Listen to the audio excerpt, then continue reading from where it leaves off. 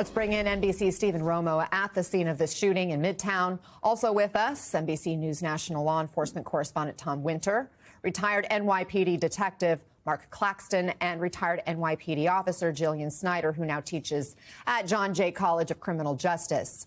Okay, Tom, we're past the first 24 hours. Where does this investigation stand? So I know that show well, and a lot of NYPD detectives watch that show, the first 48 hours or 24 hours of a police investigation.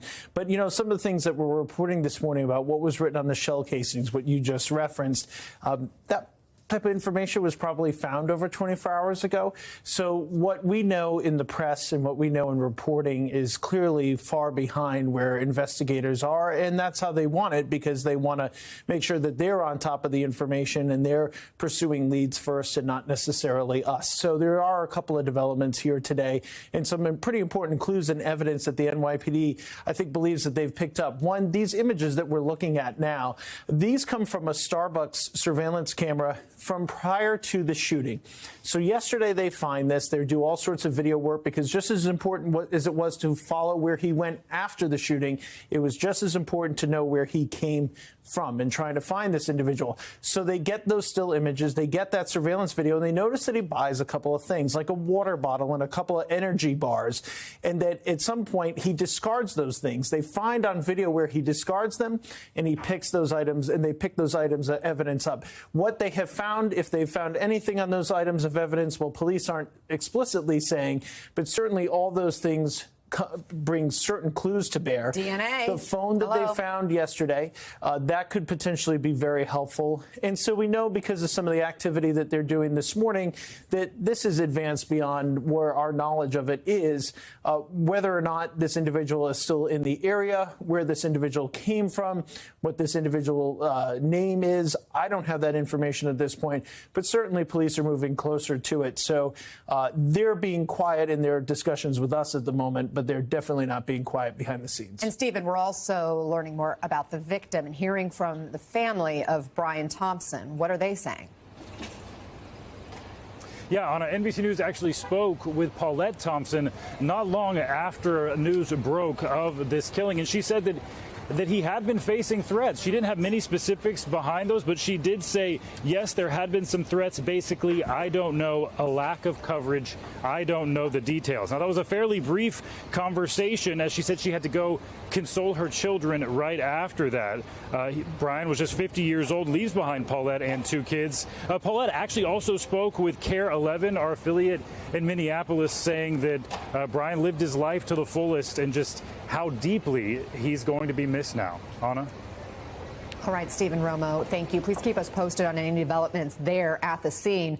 Mark, 24 hours out now. We have the shooting on camera. Police have the photos of the suspect before and after the shooting. They know the path he took from the crime. So why do you think it's taking so long to catch him?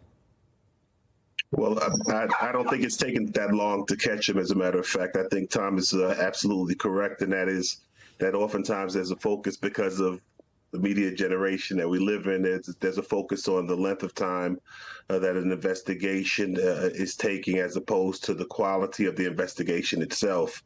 As it's been indicated, there are different, and I'm sure at this point, 100 pieces of different types of evidence and information and data that needs to be analyzed and examined and put into context in regards to what occurred out there for this killing. So I think it's an appropriate amount of time. We can anticipate that it'll take even more, a longer period of time, because of the nature of this killing and the complexity that's involved, what appears to be involved with this particular victim. So there's a lot of information that's going to be coming in. And listen, just examining the information that comes from the domain awareness system and those surveillance cameras and license plate readers and shot spotters, if those are coming into play, that's going to take some significant amount of time. So people just have to expect and anticipate that this is a long run effort of a quality investigation. And so let's talk through some of the evidence we know they have.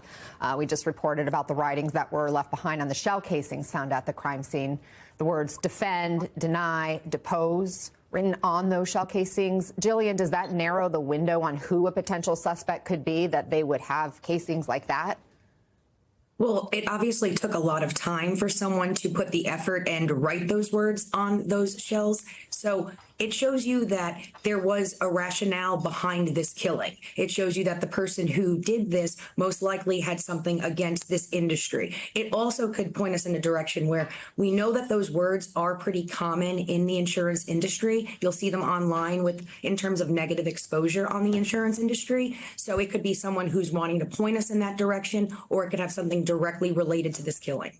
Jillian, the New York Times obtained this additional surveillance video showing someone wearing similar clothing to the gunman. That was reportedly from around 10 minutes before the shooting. I think we have this video. It was about 175 feet away from the scene. The NYPD was not immediately able to confirm that it is the suspect in that video. But if it is him, and given that description we just walked through, we'll give that video to everybody to see when we get that ready. But if it's the suspect and we have that sort of timeline now, what does that suggest to you? Well, we know that the suspect was casing the individual well before and in advance of the killing. Something that I want to point out, and something that was addressed yesterday in the NYPD's press conference, is that backpack is pretty distinctive. Here's that video. Yeah. Based on that video, his clothes are relatively generic, but that backpack does have a unique shape. And I think that that's something that we could definitely use while we're tracking, because something that's really important is, as the NYPD is going through hours and hours of surveillance footage from not only their internal system, but CCTV, cameras all over the city on bodegas, in Duane Reade's, in banks and ATMs. We want to track that suspect without losing any gap in time, so that we could establish a clear timeline. You guys know the ins and outs of this city because of your work at the NYPD. Mark, we know the path the shooter took, eventually taking a bike to Central Park. How easy is it to disappear when you're in the park? It's not easy to completely disappear and go off grid, if you will. I think there's some impression that the Central Park has limited a number of surveillance items in there. But the fact of the matter is, anywhere in the city, there are surveillance items all around that may not be obvious to many people, between those Argus cameras that are on the light poles. And as indicated, there are cooperative agreements with commercial establishments all around the city. So there is a network of cameras that makes it very difficult for an individual to just disappear in New York City.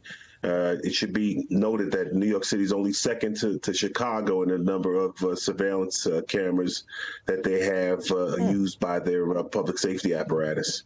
And Tom, it's just chilling to see these images. We see the one where he's holding the gun. And at one point, we learned from the press conference yesterday that the gun appeared to jam. Here's what investigators are saying about that moment. Watch. From watching the video, it does seem that he's proficient in the use of firearms, as he was able to clear the malfunctions pretty quickly. Tom, what more are we learning about the weapon used and the kind of expertise this shooter may have had? Well, they're definitely familiar with the use of firearms, and that's something the chief of detectives discussed yesterday at the press conference. And why do we know that, or why would we know that from watching the video? Because when that malfunction occurs, he's able to effectively get the ammo out of the weapon, or what was creating that jam, and then continue to try to be able to fire that weapon. And so that's somebody that has familiarity with it. It's a gun, just based on the way that he's re-racking it after each round, is somebody who's had some proficiency with a firearm, has had some training or practice with it. There appears to be a suppressor, though we want to be a little bit cautious about that, because sometimes, and that's something that can help muzzle the amount of noise that the gun would make when it was fired. There are certain different types of guns, particularly when we see the type of action is what it's called, that we see in that gun, that may have had that extended kind of a barrel or suppressor attached to it. Bottom line here, just to put it back into English and take it out of gun speak for a moment, yes, this is somebody that has, it appears, some proficiency with a gun and with a weapon to be able to clear it and to calmly be able to do so. I mean, this is somebody who's in the act of killing a person. And so the fact that they were then comfortable enough to take a moment to pause and get that situation handled with the gun clearly shows a type of chilling intent and proficiency that I think is why the NYPD said, look, this was targeted. This is somebody who knew that what they were doing. And Mark, we learned from Brian Thompson's wife that he had been receiving threats.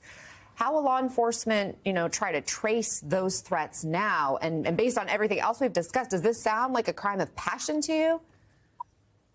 I think what they'll initially do is to see if these threats are documented in any other way, or there's some additional individuals who may be aware of these threats. And there's a possibility that the threats were documented, and perhaps there was a risk assessment, a threat assessment done, which would provide some additional, perhaps, information that may be helpful in an investigation itself.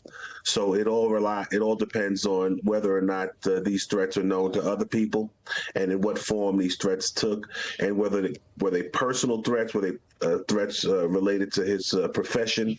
So there are a lot of questions, but I'm sure at this point that the NYPD investigators have the answers to these questions that I'm asking, and they're part of the investigative pattern.